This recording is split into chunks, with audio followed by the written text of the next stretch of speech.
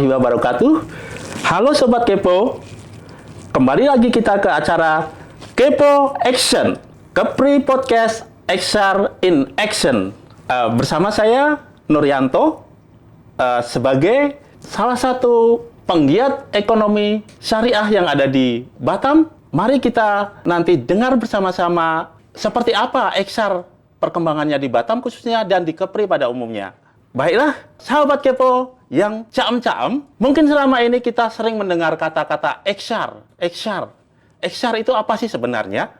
Dan mungkin XR ini sudah sangat-sangat terkenal di dunia ekonomi. Ya. Karena selama ini mungkin XR akan menjadi pilar terpenting di dalam pengembangan ekonomi yang ada di Indonesia khususnya. Karena Indonesia adalah negara Muslim yang berpenduduk Islam terbanyak di dunia. Yang untuk lebih jelasnya, nanti kita sama-sama dengarkan seperti apa XR yang ada di Indonesia ini, khususnya yang ada di Batam ini. Telah hadir di depan kita semua adalah Ibu Neng Sri Banonjaya, selaku manajer fungsi unit pengembangan UMKM, keuangan inklusif dan ekonomi syariah dari Bank Indonesia Provinsi Kepulauan Riau. Selamat siang Ibu, Assalamualaikum. Waalaikumsalam warahmatullahi wabarakatuh. Selamat siang Pak Nur. Iya. Selamat siang juga Sobat Kepo dimanapun Anda berada.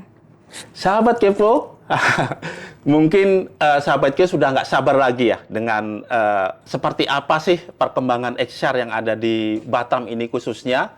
Ya, dan kenapa sih Bank Indonesia ini kok sampai ikut-ikutan campur tangan di dalam pengembangan XR yang ada di Indonesia? Baiklah, mungkin kita langsung saja ke narasumber kita, ya, Ibu Neng Sri Banonjaya. Kita coba kuliti habis Ibu Neng ini untuk pengembangan XR yang ada di Kepulauan Riau ini, khususnya yang ada di Batam. Ibu Neng, mungkin selama ini kita sering mendengar berita-berita yang ada di media tentang dahsyatnya ekonomi syariah ke depannya, terutama di negara Indonesia. Mungkin Ibu bisa menjelaskan urgensi pengembangan ekonomi syariah dan posisi Indonesia saat ini, Ibu. Silakan Ibu. Baik, terima kasih Pak Nuryanto. Alhamdulillah, dengan mengucap bismillah, kita bertemu kembali dengan Sobat Kepo yang tentunya kepo banget nih dengan ekonomi syariah ya. Nah, sebelum kita berbincang mengenai ekonomi syariah yang khususnya ada di Kepri, ada baiknya kita mengetahui terlebih dahulu betapa pentingnya ekonomi syariah dari sisi perkembangannya dan posisinya di Indonesia saat ini. Nah, kemudian nanti baru kita mendalami juga atau mengetahui bagaimana sih apa yang sudah dilakukan oleh Bank Indonesia Provinsi Kepulauan Riau dari sisi keuangan ekonomi syariah di Kepulauan Riau.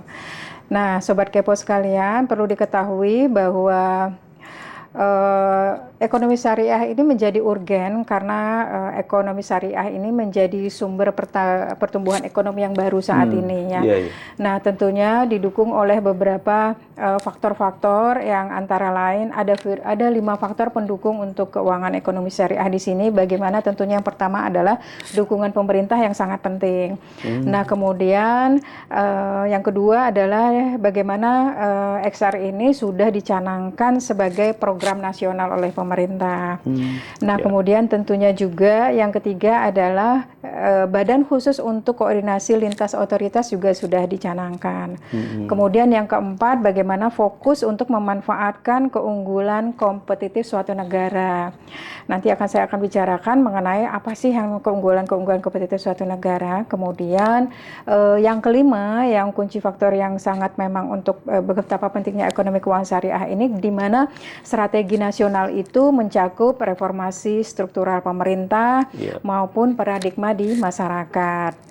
Nah, perlu kita tahu untuk perkembangan ekonomi syariah ini betapa pentingnya, karena kita lihat dari beberapa negara yang menjadi tolak ukur dari bagaimana kita mengukur pentingnya ekonomi keuangan syariah di Indonesia. Contohnya saat ini kan kita tahu bahwa seperti di negara Tiongkok itu sebagai ekspor baju muslim tertinggi ke Timur Tengah. Nah, kalau kita ke Mekah Madinah, kalau kita melihat bahwa belanja atau perdagangan di sana, produk-produknya itu banyak dari Tiongkok.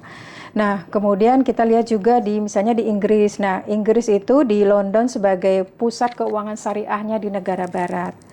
Nah, kemudian kalau di Dubai, UAE ya, di Uni Emirat Arab itu di Dubai itu sebagai kota ekonomi syariahnya.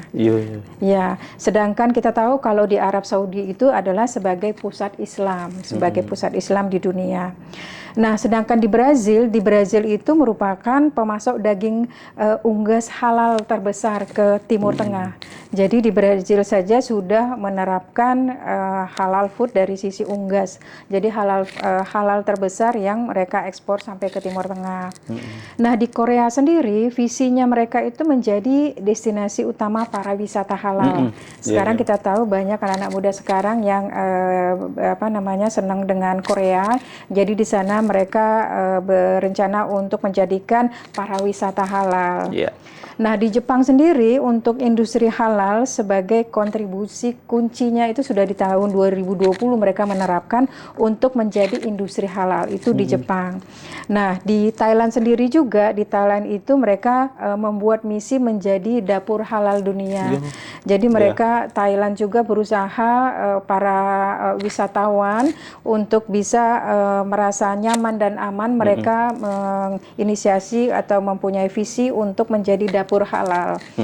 Nah, di Malaysia sendiri, negara tetangga kita yang terdekat juga, itu mereka menjadi pusat industri halal juga dan keuangan syariah global di tahun 2020. Jadi di tahun 2020 mereka sudah menjadi pusat industri dan juga pusat keuangan syariah. Nah, kemudian di Australia juga sebagai selain tadi di Brazil sebagai pemasok daging unggas, sedangkan di Australia itu mereka sebagai pemasok daging sapi halal yang terbesar yang diekspor ke Timur Tengah. Nah, inilah salah satu dari betapa pentingnya ekonomi syariah dari sisi perdagangan ya dan keuangan syariah. Sudah banyak negara-negara barat itu juga yang mendominasi untuk hal-hal yang terkait dengan ekonomi syariah. Nah, tentunya kita juga akan bisa melihat sendiri ya di negara barat tadi yang tadi setelah disebutkan gimana sih kalau posisi di Indonesia sendiri. Nah, kita perlu mengetahui juga bahwa tentunya dengan potensi yang dimiliki dan upaya yang telah dilakukan oleh Indonesia juga tentunya kita pelan-pelan semakin meningkat. Saat ini juga kita sudah dari top 15 negara-negara Global Islamic Economic Indicator di Scorebank itu Indonesia itu sudah menjadi naik peringkatnya menjadi peringkat keempat dari 15 negara dari sisi global Islamic ekonominya. Nah, kemudian dari sisi Islamic finance-nya juga Indonesia itu dari 10 negara perlahan Indonesia masuk dalam top 10 Islamic finance ya. Itu menjadi peringkat ke-6 di situ. Sedangkan untuk halal food kita juga sudah sangat baik ya. Dari 10 top 10-nya kita menduduki ranking keempat. Memang yang pertama itu masih Malaysia, Singapura, kemudian Uni Emirat Arab, kemudian Indonesia. Itu untuk halal food. Kita masuk ke peringkat keempat.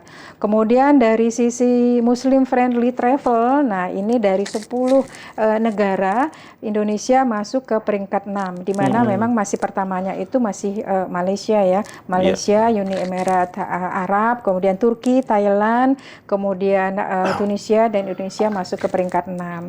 Kemudian dari sisi fashionnya juga, nah fashionnya ini kita sangat baik sekali ya, karena fashion di Indonesia ini masuk ke dalam 10 terbesar, yaitu peringkat ketiga untuk fashion.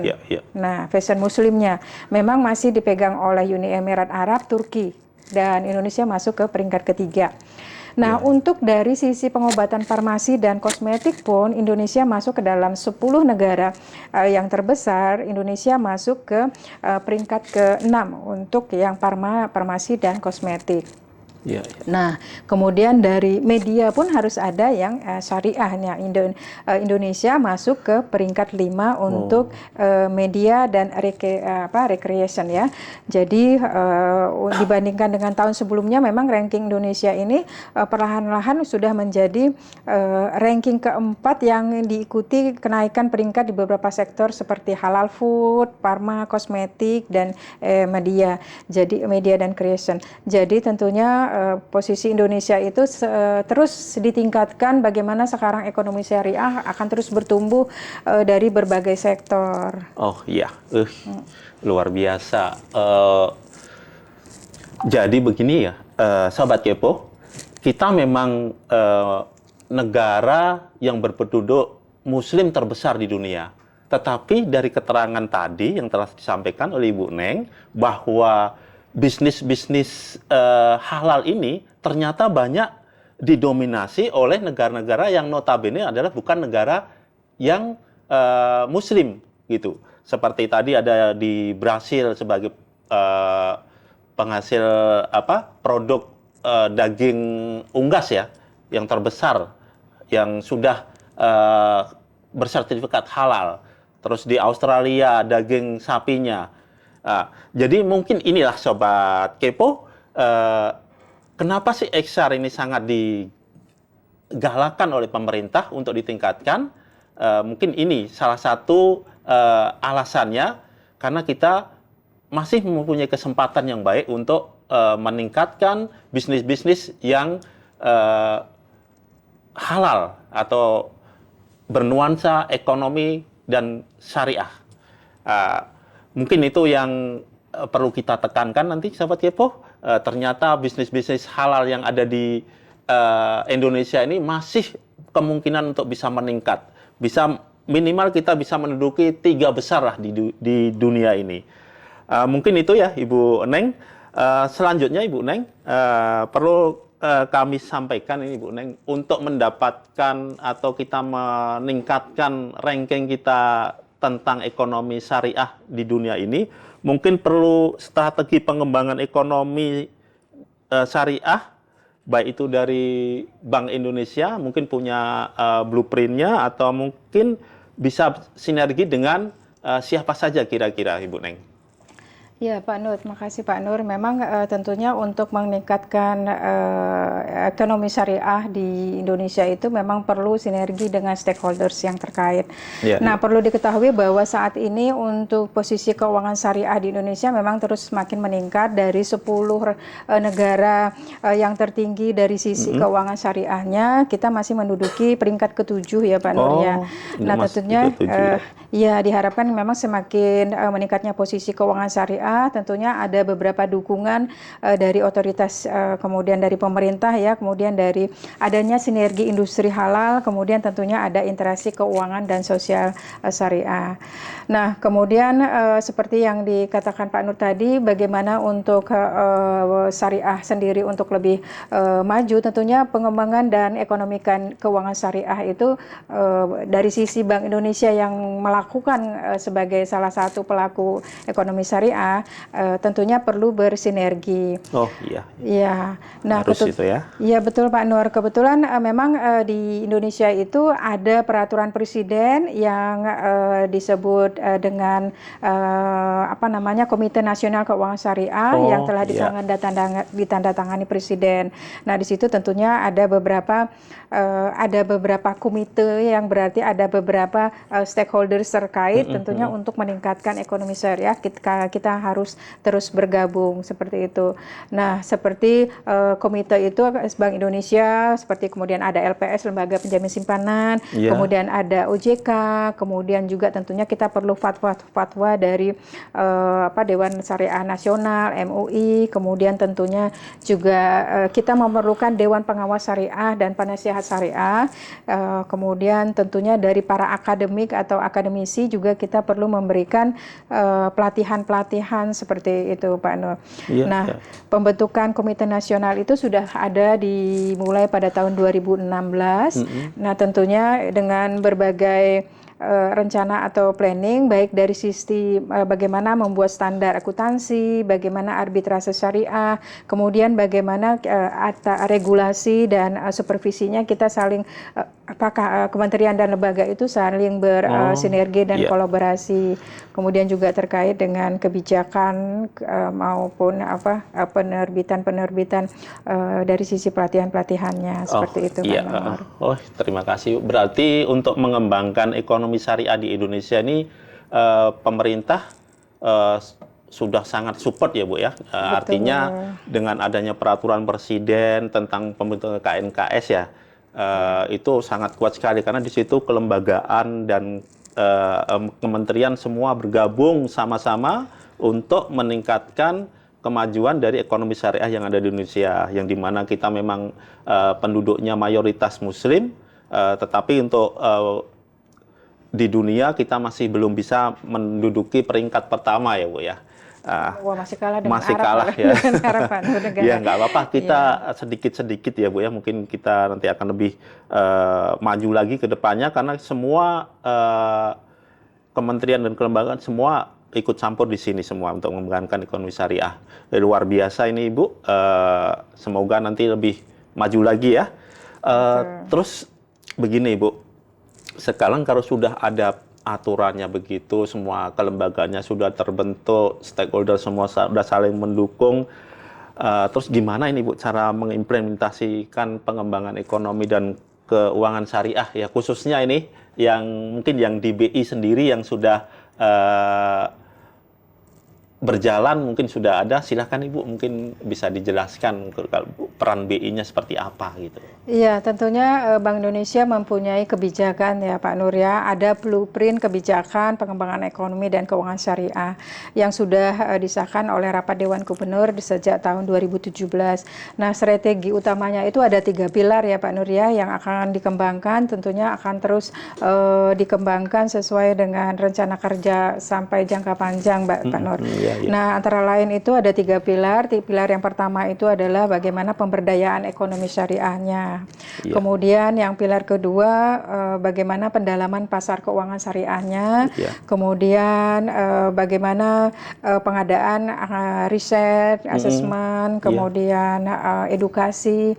Nah, itu adalah blueprint untuk kebijakan pengembangan ekonomi syariah. Tentunya ada program kerja dari masing-masing pilar tersebut, Pak Nur. Nah, tentunya dari masing-masing tersebut, misalnya dari strategi utamanya itu tentunya akan dilakukan program-program kerja bagaimana terkait dengan pengadaan halal value chain, misalnya seperti itu. Kemudian penguatan keuangan syariahnya seperti apa, misalnya melalui edukasi, kemudian juga penguatan usaha mikro kecil menengah juga Pak Nur terkait dengan syariah juga tentunya UMKM ini juga sangat berdampak terhadap pengembangan ekonomi syariah, baik dari sisi misalnya halal value chain-nya dari sisi food, fashion, maupun dari sisi kehidupan masyarakat sendiri diharapkan lebih ke halal ya. Karena dengan adanya halal, contohnya kalau misalnya dengan kita ada sertifikat halal dari sisi food, tentunya masyarakat itu akan merasa lebih nyaman, lebih aman, lebih percaya terhadap produk tersebut untuk bisa dikonsumsi. Begitu juga dengan fashion halal itu juga ada ya, bagaimana lifestyle kita juga harus dengan syariah, itu bukan berarti bahwa hanya Islam aja, tetapi tentunya bagaimana misalnya fashion kita halal itu terbuat dari bahan-bahan yang halal yang ramah lingkungan, seperti itu misalnya. Jadi tentunya kita tentunya akan merasa nyaman dengan higienisnya pakaian yang kita pakai, itu juga termasuk dari salah satu persyaratan halal. Jadi di dalam sisi kondisi kehidupan yang syariah atau halal itu bukan berarti hanya milik yang kaum muslim ya, tapi juga masyarakat yang menggunakan, yang bisa memakainya itu merasa nyaman karena sudah tersertifikasi atau sudah diverifikasi oleh para seperti para kurator yang memang sudah terpercaya oleh bidangnya gitu ya Pak Nur. Jadi baik dari kosmetik, baik dari pakaian, dari makanan, itu semuanya kalau misalnya kita sudah ada sertifikasi halalnya, itu juga akan sangat bagus sekali karena masyarakat akan merasa lebih nyaman, dan tentunya selain bisa digunakan masyarakat untuk tahu, karena juga pasar global juga persyaratannya juga kalau kita mau sampai ekspor ya Pak Nur ya. Jadi apapun misalnya komoditas kita sampai ekspor itu pun ya seperti saya katakan di awal bahwa banyak negara-negara yang sudah menerapkan halal itu karena akan merasa lebih mudah untuk diterima oleh masyarakat dimanapun. Begitu Pak Nur. Betul sih Bu. Memang sih Bu, ada beberapa nih teman kami yang di kayak negara-negara muslim itu ternyata membeli makanannya itu dilihat dulu ada nggak di situ sudah tersertifikat halal atau belum. Jadi ini luar biasa sekali Bu ya. Kalau di Indonesia mungkin kementerian terkait atau mungkin ada yang sudah langsung ya Bu ya mengintervensi atau langsung dia memberikan fasilitas-fasilitas untuk kemudahan-kemudahan bagi UMKM untuk mendapatkan sertifikat halal ya mungkin ya Bu ya. Kira-kira kalau di Kepri ini khususnya ada nggak Bu yang dilakukan oleh pemerintah untuk memberikan kemudahan bagi UMKM lah untuk mendapatkan sertifikat halal Bu? Ya, tentu ada ya Pak Nurnya. Bank Indonesia bersinergi dengan ekonomi syariah di sini, baik dari Kementerian Agama, provinsi maupun kabupaten, kota. Kemudian tentu juga ada dari sekarang malah sudah ada Poli Batam ya sebagai pendamping untuk sertifikat halal bagi para pelaku usaha. Seperti itu, jadi juga sudah ada dari Kementerian Agama juga, malah sudah setiap tahun itu ada yang namanya pemberian sertifikat halal bagi para UMKM, sehingga lebih memberikan suatu dorongan kepada pelaku usaha untuk mereka terus bisa melakukan inovasi dan melakukan bagaimana peningkatan produk mereka dapat diterima oleh masyarakat dimanapun. Itu kerjasamanya banyak Pak Nur. Pemberian sertifikat halal itu gratis atau bayar Bu? Kalau Kementerian Agama itu dari mereka juga punya program halal gratis, walaupun memang terbatas ya Pak Nur. Tapi tentunya untuk mereka membuat sertifikat halal itu dengan persyaratan-persyaratan tertentu, tentunya misalnya diawali dengan bagaimana mereka harus mempunyai NIB atau PIRT, izin untuk usaha itu awalnya. Nah, nanti bagi para pelaku usaha yang memang mungkin menginginkan sertifikat halal bisa berhubungan dengan dinas terkait ya Pak Nur ya. Sedangkan Bank Indonesia itu kita bersinergi bagaimana mendorong UMKM itu untuk bisa bagaimana supaya mereka itu mau untuk sertifikat halal itu menjadi salah satu persyaratan yang nantinya memang BI juga mempunyai beberapa bantek atau bantuan-bantuan teknis. Salah satunya adalah mereka memang harus punya persyaratan-persyaratan tertentu. Karena kalau misalnya Bank Indonesia membawa UMKM-nya itu keluar dari Kepri, baik secara nasional maupun ke pasar ekspor, itu salah satunya adalah mereka harus punya sertifikat halal. Gitu, Pak. Luar biasa ya Bu. Sahabat Kepo yang budiman, itu tadi kita sudah dengarkan pemaparan atau penjelasan dari Ibu Neng tentang pengembangan ekonomi syariah yang ada di Kepri, khususnya ada di Batam ini, serta blueprintnya Bank Indonesia tentang pengembangan ekonomi syariah. Kembali lagi ke Ibu Neng. Begini Ibu Neng, Batam ini kan terkenal dengan wisata kulinernya Ibu. Kalau malam sebelum pandemi mungkin kita udah tahu luar biasa. Kadang banyak orang dari tetangga kita dari Singapura, Malaysia, mereka datang ke Batam ya, terutama bagi yang mereka Muslim atau mungkin dari wisata lokal kita yang ada di Indonesia, misalkan dari Pulau Jawa atau Kalimantan, Sulawesi yang ada di Indonesia, pengen main ke Batam. yang Muslim kadang-kadang mereka itu kesulitan ini mendapatkan restoran atau rumah makan untuk makan yang halal gitu. Bukan tidak mungkin tadi ada ini ya Bu ya, ada pendamping produk halal ya dari Poli Batam ya. Berarti ini dari perguruan tinggi itu sudah juga ikut dalam pengembangan ini. Mungkin suatu saat Ibu ya, ini usulan saja ini Ibu. Mungkin bisa dijajakin juga bagaimana sih kita membuat aplikasi gitu loh Ibu. Jadi kita kalau datang ke Batam tinggal klik saya mau makan makanan halal di mana aja, ini kelihatan. Oh, nasi Padang di sana. Oh, ini mau makan batagor di sana nih. Mungkin ke depan bisa dijajaki demikian Bu. Apakah ada kemungkinan untuk dilakukan dalam waktu dekat ini Bu untuk pembuatan aplikasi ini kan lagi untuk dunia digital lagi keren-kerennya nih Bu. Jadi biar wisatawan itu merasa mudah dan nyaman saat makan ini. Karena pengalaman kita Ibu, kadang-kadang kita kalau ke negeri tetangga gitu, kita kesulitan mau makan ini di mana ya, takutnya nanti ada unsur-unsur yang mungkin tidak halal gitu. Gimana Ibu menurut Ibu? Memang itu menjadi dilema kalau secara digital kadang tidak transparan ya Pak Nur ya, dari sisi itu pelaku usahanya halal atau tidak sudah mengeluarkan atau mempunyai sertifikat halal, itu memang jadi dilema. Nah salah satunya memang bagi pencinta food tentunya memang harus berhati-hati juga. Memang ada digital e-commerce itu yang memang tidak mencantumkan produknya halal atau tidak. Contohnya ini maaf kalau di kita biasa mau cari makan online gitu, itu memang tidak selalu ada halalnya, ada bilang halal ataupun sudah ada sertifikat halal. Nah itu menjadi salah satu dilema. Memang kebetulan Poli Batam sudah menjadi salah satu pendamping dari pelaku usaha yang ingin membuat sertifikat halal.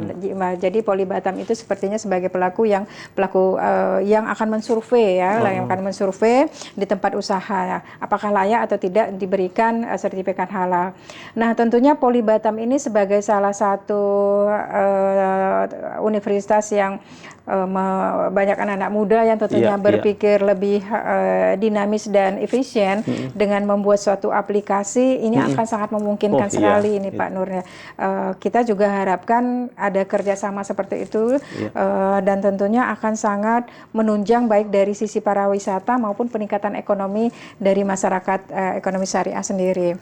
Nah selanjutnya memang mudah-mudahan anak-anak muda kita sekarang yang ada di Kepulauan Riau ini juga berlomba-lomba untuk bisa membuat suatu terobosan baru ya Pak Nur ya, terkait dengan halal ini ya, baik dari sisi food maupun dari lifestyle kita harus halal. Itu sangat bagus sekali. Dan tentunya sekarang di BI Kepri terutama juga kan sudah mempunyai yang namanya Habit Trend ya Pak Nur ya, itu kan himpunan ekonomi bisnis pesantren salah satunya juga.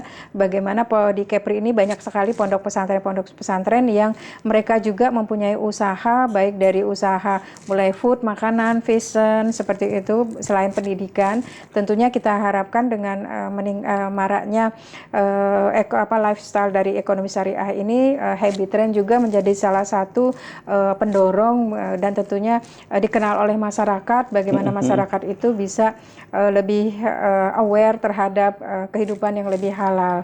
Dan tentunya kita juga mengharapkan Habit Trend ini menjadi salah satu sebagai contoh yang lebih mudah dan lebih dekat di pondok pesantren kan mempunyai banyak santri ya Pak Nur, mudah-mudahan bisa lebih meningkat lagi lifestyle halalnya. Pak Nur, ya. Kalau kita bicara tentang XR ini memang sangat luas banget ya Bu ya. Jadi waktunya mungkin kita tambah lagi nanti di kesempatan terasa waktunya sudah yang lain. Sangat singkat ya Pak Nur ya. Kalau bincang-bincang tentang halal ini sangat menarik sebenarnya. Baiklah sahabat Kepo, demikian bincang-bincang kami dengan Ibu Neng Sri Banonjaya dari Kantor Perwakilan Bank Indonesia Provinsi Kepulauan Riau tentang pengembangan ekonomi syariah yang ada di Kepulauan Riau, khususnya ada di Batam, dan blueprintnya Bank Indonesia tentang pengembangan ekonomi syariah. Tak terasa waktu kita sudah cukup lama kita berbincang ini dan rasanya masih kurang saja waktunya untuk membicarakan ekonomi syariah. Baiklah, kami akhiri perbincangan kita Semoga ini bermanfaat bagi kita semua dan sampai jumpa di dalam Kepo Action di lain kesempatan. Assalamualaikum warahmatullahi wabarakatuh.